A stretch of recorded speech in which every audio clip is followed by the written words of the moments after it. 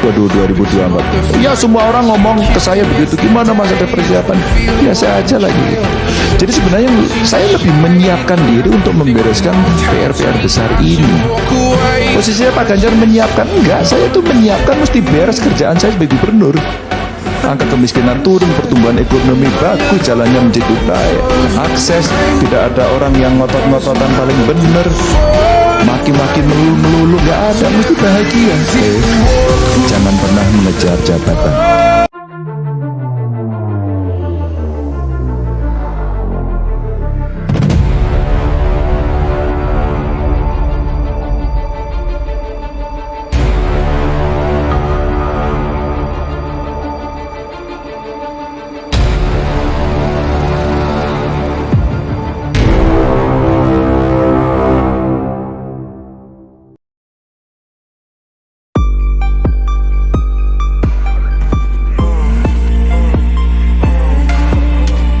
Kerja PDIP berhasil, elektabilitas Ganjar di puncak. Ditulis oleh Eko Wibowo. Sebentar lagi, 2024 nanti, Indonesia akan menjalani pergantian kepemimpinan dan pemegang pemerintahan. Pesta demokrasi pemilihan umum yang pelaksanaannya akan dilakukan secara serentak untuk kali pertamanya. Dan salah satu yang menarik dari proses menuju ke tahap itu adalah proses pendahuluan terkait tarik-menarik antara partai untuk berfungsi dan kemudian menentukan siapa yang akan diusungnya. Menjadi lebih drama ketika lembaga survei menyajikan hasil dari kerjanya. Dan pemilu nanti yang menarik tetap saja adalah pemilihan presiden sekaligus wakilnya.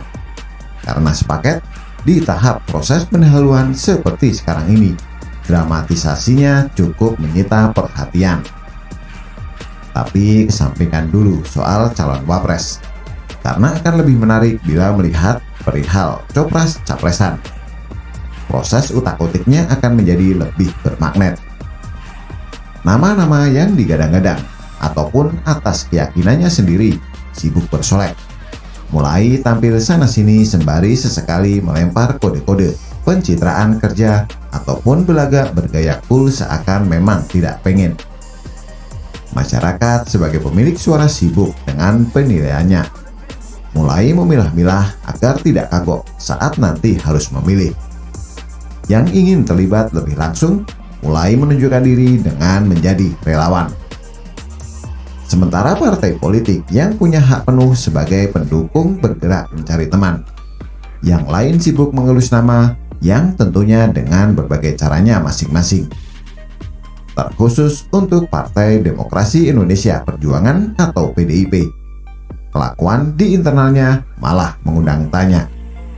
Bukannya apa, beberapa elitnya sedang gencar-gencarnya menyerang salah satu petugas partainya. Petugas partai yang sedang jadi samsak itu adalah Gubernur Jawa Tengah Ganjar Pranowo. Ganjar Pranowo seperti menjadi pesakitan di partai pemenang ini. Dicap kemajon, kemelinti, hingga tak diakui hasil kerjanya. Ganjar yang hanya kader biasa sepertinya tak berdaya, seperti tak punya pembela.